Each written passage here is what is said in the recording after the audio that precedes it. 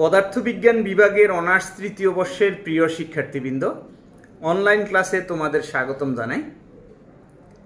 আজ আমি solid state physics 1-এর ক্রিস্টাল স্ট্রাকচার অধ্যায়ে দুটি টপিক নিয়ে আলোচনা করব। প্রথম টপিকটি হলো প্রতিসাম্য ক্রিয়া। এই প্রতিসাম্য ক্রিয়া, যাকে আমরা বলে থাকি সিমেট্রি অপারেশন, এটি কি আমরা প্রথমে জেনে নিই। প্রতিসাম্য ক্রিয়া হলো যে অপারেশন বা যেই ক্রিয়া শেষে ক্রিস্টাল কাঠামো অপরিবর্তিত থাকে, অর্থাৎ পূর্বের রূপে ফিরে পাওয়া যায়, তাকে আমরা বলি প্রতিসাম্য ক্রিয়া। এই প্রতিসাম্য ক্রিয়া আমাদের ক্রিস্টাল কাঠামোর ক্ষেত্রে আছে 4 প্রকারের। প্রকারগুলি হল ট্রান্সলেশন, ঘূর্ণন ক্রিয়া, প্রতিফলন ক্রিয়া এবং বিপরীত ক্রম ক্রিয়া। এই 4 প্রকারের ক্রিয়া শেষে আমাদের ক্রিস্টাল কাঠামো পূর্বের রূপেই ফিরে পাওয়া যায়, এই জন্য এগুলোকে আমরা বলি প্রতিসাম্য ক্রিয়া। তো এই প্রতিসাম্য ক্রিয়াগুলো আমাদের ধরনগুলো বিস্তারিতভাবে আছে বইতে, তোমরা একটু পড়ে নিবে। এরপরে আমরা যে টপিকটা নিয়ে কথা বলবো সেটি হলো ল্যাটিসের প্রকারভেদ। তো ল্যাটিসের প্রকারভেদ আমাদের দ্বিমাত্রিকেও আছে, ত্রিমাত্রিকেও আছে। দ্বিমাত্রিকের ল্যাটিসের প্রকারভেদগুলো হলো, আমরা এখানে দেখিয়েছি, তির্যক, আয়তাকার, বর্গাকার এবং ষড়ভুজাকার। এগুলো মূলত একক কোষের যে জ্যামিতিক আকারগুলো, এগুলো বোঝানো হয়েছে এই ক্ষেত্রে। এবার আসো ত্রিমাত্রিকের ক্ষেত্রে এই ল্যাটিসের যে প্রকারভেদ, এটি 7 প্রকারে আছে। এই 7 প্রকার ল্যাটিসের প্রকারভেদগুলো হলো কিউবিক, মনোক্লিনিক, ট্রাইক্লিনিক, টেট্রাগোনাল, অর্থরম্বিক, ট্রাইগোনাল এবং হেক্সাগোনাল। এখন এই প্রত্যেকটি টাইপসের আবার বিভিন্ন প্রকারের হতে পারে, বিভিন্ন ধরন, এগুলোর আবার বিভিন্নভাবে তাদের বিভিন্ন পয়েন্টগুলোর ক্রিস্টালের যে পয়েন্টগুলো আছে বা ল্যাটিসের পয়েন্টগুলো আছে, এই পয়েন্টগুলোর বিভিন্ন পরিবর্তনের কারণে, বিভিন্ন অবস্থানের কারণে সেইখানেও আবার প্রকারভেদ আছে। তো আমি বলতে চাচ্ছি যে আমাদের দেখবা যে প্রত্যেকটি ধরনের মধ্যে দ্বিমাত্রিক বা ত্রিমাত্রিকের দুটি ছক আছে। দ্বিমাত্রিকের জন্য একটা ছক করা আছে, ত্রিমাত্রিকের জন্য একটা ছক করা আছে। ছকগুলো একটু বিস্তারিতভাবে দেখার চেষ্টা করবো তোমরা। এখানে আসো, আমরা এখানে একটু আমরা জেনে নেওয়া ভালো যে আমাদের ল্যাটিস ধ্রুবক, অর্থাৎ আমাদের একটা একক কোষের যে বাহুগুলো আছে, সেই বাহুগুলোকে আমরা যদি এ, বি এবং সি দিয়ে ডিনোট করি, তখন এই বাহুগুলোর এই 3টি বাহুর দিকে যে 3টি এবিসি আমরা ব্যবহার করি, এগুলোকে আমরা বলি ল্যাটিস ভেক্টর। এই ল্যাটিস ভেক্টরগুলো মূলত 3টি বাহুর দিকে বোঝানোর জন্য ব্যবহার করা হয়। তা এগুলোকেও আমরা ল্যাটিস ধ্রুবক বলি। আবার সাথে সাথে এ, বি, সি এরা পরস্পরের সঙ্গে যে কোণে থাকে, সেগুলোকেও আমরা ল্যাটিস ধ্রুবক বলি। যেমন এটি আমাদের জন্য নির্ধারিত বা নির্দিষ্ট করে নেওয়া হয়েছে যে বি ও সি এর সাথে যে কোণটি, সেটাকে আমরা আলফা বলবো। অর্থাৎ আমরা বলতে পারি এ বাহুর বিপরীত দিকে, অর্থাৎ এ ভেক্টরের বিপরীত দিকে 2 বাহুর সঙ্গে যে কোণটি, সেটিকে আলফা হিসেবে ডিনোট করা হয়। আবার এ ও সি এর মধ্যে বিটা, এ ও বি এর মধ্যে গামা কোণ হিসেবে ডিনোট করা হয়েছে। এক্ষেত্রে আমরা যদি আর একটু সহজে মনে রাখতে চাই, তাহলে আমরা বলতে পারি এ ভেক্টর যেদিকে, তার বিপরীত পাশে আলফা থাকবে। বি ভেক্টর যে পাশে, তার বিপরীত দিকে, অর্থাৎ দেখো বি ভেক্টর হলো আমার এদিকে, তার বিপরীত পাশে যে কোণটা আছে সেটি হলো বিটা, এবং সি ভেক্টর যেদিকে, তার বিপরীত পাশে হলো গামা। এটি একটু মনে রাখতে হবে আমাদের, এটি মনে রাখতে হবে। এই জন্য বিভিন্ন গাণিতিক সমস্যা এবং বিভিন্ন পরবর্তীতে সূত্রগুলোতে, বিভিন্ন থিওরিগুলোতে আমাদের এই আলফা, বিটা, গামা এবং এবিসি যে ল্যাটিস ধ্রুবকগুলো, এগুলো আমাদের সেখানে ব্যবহার হবে। এটি আমাদের একটু এই জন্য মনে রাখতে হবে। তো এখানে তোমাদের একটা কথা বলে রাখি যে বিভিন্ন শর্ত আমাদের আলফা বিটা গামা এই কোণগুলো বিভিন্ন কন্ডিশনে থাকতে পারে, কখনো 90 ডিগ্রি সেতে কম, 90 ডিগ্রি সেতে বেশি, বিভিন্ন গঠনে এটি হতে পারে। এটি সবসময় 90 ডিগ্রি থাকবে এমন নয়, 90 ডিগ্রি সেতে বেশিও হতে পারে, কমও হতে পারে। তার মানে আমাদের এই অক্ষগুলো বা এই বাহুগুলো, আমরা মূলত অক্ষ বললেও এগুলো মূলত একক কোষের বিভিন্ন বাহুগুলো হিসেবে আসবে। এই বাহুগুলো পরস্পরের সাথে সর্বদা 90 ডিগ্রি কোণে থাকবে বা এরকম কোনো কথা নেই। 90 ডিগ্রি সেতে বেশিও হতে পারে, কমও হতে পারে। এর আলোকেই মূলত এই ক্রিস্টালের বিভিন্ন মানে আকৃতি, ল্যাটিসের বিভিন্ন আকৃতিগুলো আমরা দেখতে পাবো। তো আমরা এখন তোমাদের জন্য হেক্সাগোনাল যে একটি আকৃতি আমরা এখানে বলেছি টাইপের মধ্যে, হেক্সাগোনাল যে টাইপটা, এই টাইপটার যে ক্রিস্টালের যেই কাঠামোটা, ল্যাটিসের যে কাঠামোটা, এটি আমরা একক কোষের যে ইয়েটা আমরা আঁকবো। তো দেখো, এটি আঁকার জন্য আমরা দুটি এই ষড়ভুজের চিহ্ন নিয়েছি। একটি ষড়ভুজের চিহ্ন এখানে, আরেকটি ষড়ভুজের চিহ্ন এখানে। বলবা যে এটি এখন ষড়ভুজ হয়নি। আমি যখন রেখা এই পয়েন্টগুলোকে, ল্যাটিস পয়েন্টগুলোকে যখন আমি যুক্ত করব, তখন এখানে একটি ষড়ভুজ তৈরি হবে। 6টা পয়েন্টকে যুক্ত করলে একটি ষড়ভুজ তৈরি হবে, এখানে একটি ষড়ভুজ তৈরি হবে। এরপরে আমি এই পয়েন্টগুলোর সঙ্গে যখন দ্বিমাত্রিক, এইখানে যখন আমি আঁকবো তখন এটা দ্বিমাত্রিক চিত্র, এখানে যখন আঁকবো এটা আলাদা একটা দ্বিমাত্রিক চিত্র। এই দ্বিমাত্রিক চিত্রকে যখন আমি এবার যুক্ত করব দুইটার সঙ্গে, এইটার সঙ্গে উপরেরটার সঙ্গে যখন যুক্ত করব, তখন এটি একটি ত্রিমাত্রিক চিত্রে পরিণত হবে। তো এই ত্রিমাত্রিক চিত্রটার নামই হবে তখন হেক্সাগোনাল। তো এই হেক্সাগোনালটা অন্যান্য চিত্রগুলো সহজ আছে, হেক্সাগোনালটা একটু ভিন্ন রকমের।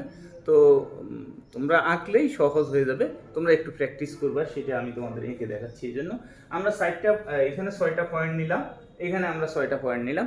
এই পয়েন্টগুলো কিভাবে নিয়েছি দেখো, এটার দূরত্ব সমদূরবর্তী, এখান থেকে দুইটা নিলাম সমদূরবর্তী।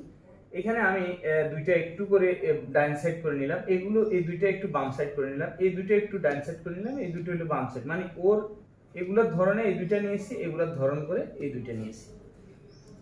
এখন আমি উপরের 6টাকে যুক্ত করব পরস্পরের সাথে। এই যে এটার পরে এটার সঙ্গে এটাকে যুক্ত করব। আমি এই ক্ষেত্রে প্রয়োজনে একটি স্কেল ব্যবহার করতে পারি,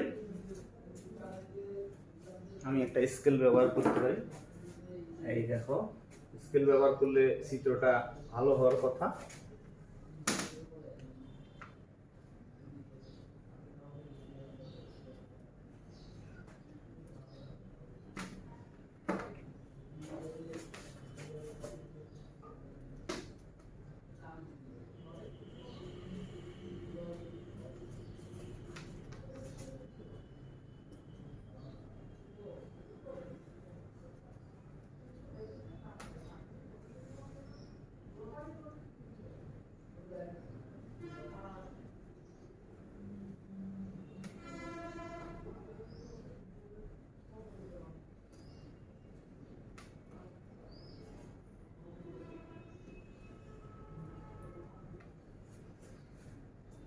আমরা এই চিত্রটা অ্যাকুরেটলি ষড়ভুজ আকারের, আমাদের চিত্রের খাতিরে একটু আমরা দেখতে পাচ্ছি একটু সাইড হয়ে গেছে, মানে পরবর্তীটার সঙ্গে নিচেরটার সঙ্গে যুক্ত করতে হবে, সেই জন্য আমরা একটু সাইড করে গেছি।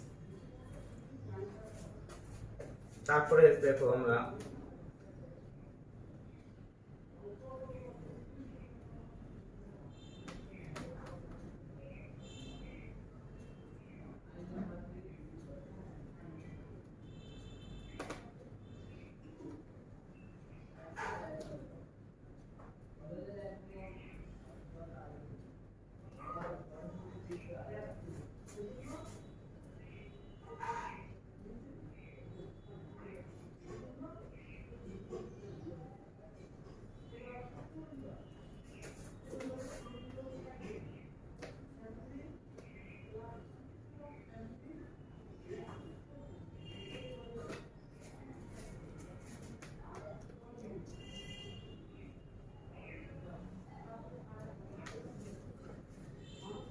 তাহলে দেখো আমরা উপরে একটি ধরো ওই যে ষড়ভুজ আকার পেলাম, নিচে একটা ষড়ভুজ আকার পেলাম।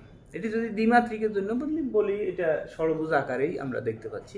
এখন উপরের ষড়ভুজকে নিচের ষড়ভুজের সঙ্গে যখন আমরা যুক্ত করে দিব তখন এটার নাম হয়ে যাবে হেক্সাগোনাল। দেখো আমরা উপরের থেকে সিমিলার পয়েন্টটাকে সিমিলার পয়েন্টের সাথে মানে সেমটাকে এটার সঙ্গে এটার সঙ্গে যুক্ত করে দিই। এই যে এটার সঙ্গে এটাকে যুক্ত করে দিলাম, এটার সঙ্গে এটাকে যুক্ত করে দিলাম।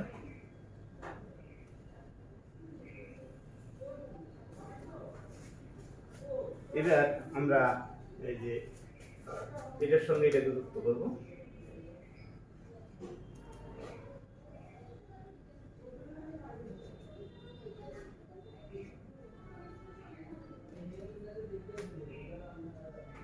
এটার সঙ্গে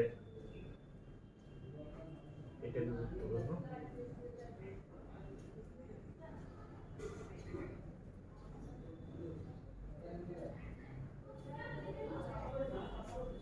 এটার সঙ্গে এটাকে যুক্ত করব।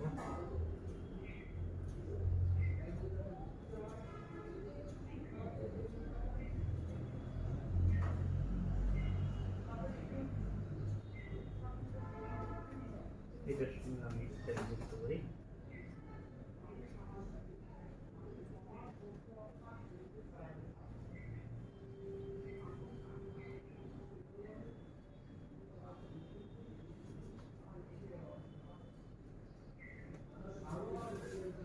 আমরা এখন দেখো সিমিলার পয়েন্টটাকে দ্বিতীয় উপরের মানে সিমিলার পয়েন্টটার সাথে নিচের সিমিলার যে পয়েন্টটা আছে সেই পয়েন্টটাকে যুক্ত করে দিলাম।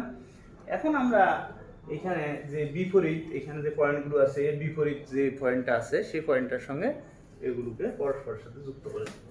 তাইলে আমাদের হেক্সাগোনাল চিত্রটি তৈরি হয়ে যাবে। এইটার সঙ্গে এই বিপরীত, এর বিপরীতে আছে এটি, এর সঙ্গে একে যুক্ত করব।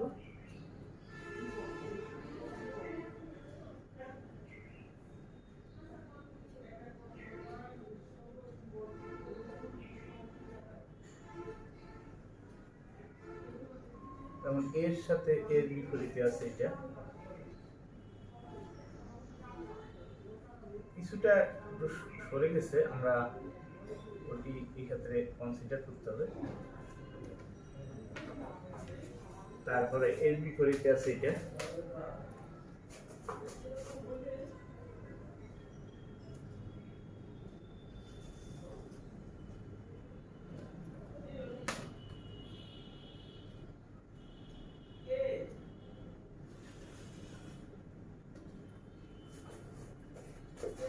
এর বিপরীতে আছে এটা।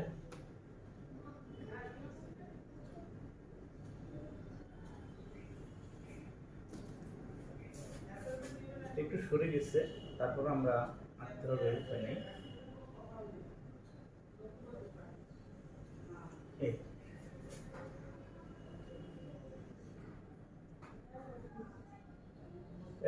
পরিমাপে আচ্ছা, এই হলো আমাদের হেক্সাগোনালের চিত্র। দেখো তাহলে এই যে ল্যাটিস পয়েন্ট, এখানে 6টা ল্যাটিস পয়েন্ট আছে, এখানে 6টা ল্যাটিস পয়েন্ট আছে। এই ল্যাটিস পয়েন্টগুলো যখন ত্রিমাত্রিক শেপ বা চিত্রটি তৈরি করলো এর নাম হয়ে গেল হেক্সাগোনাল।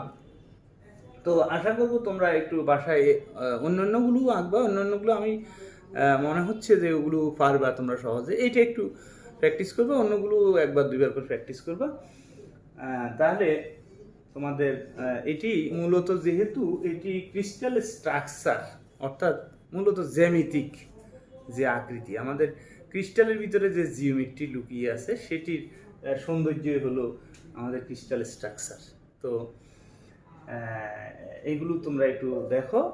আজকে তোমাদেরকে আমি পরামর্শ দিব যে বিশেষ করে এই যে অপারেশনগুলো, সিমেট্রি অপারেশনগুলো সবগুলো একটু বিস্তারিতভাবে বইতে আছে, একটু পড়বে। আর এই দুই প্রকার দ্বিমাত্রিক এবং ত্রিমাত্রিকের মধ্যে যে 7টা টাইপ আছে এই টাইপসগুলোকে তোমরা একটু ছক আকারে, যে বইতে ছক আকারে দেখবা দেয়া আছে, এই ছকটা পড়ে বোঝার এবং শেখার চেষ্টা করবা, বিস্তারিতভাবে বোঝার চেষ্টা করবা। তাহলে আজকের ক্লাস এই পর্যন্তই। তোমরা ভালো থাকো, সুস্থ থাকো। আল্লাহ হাফেজ।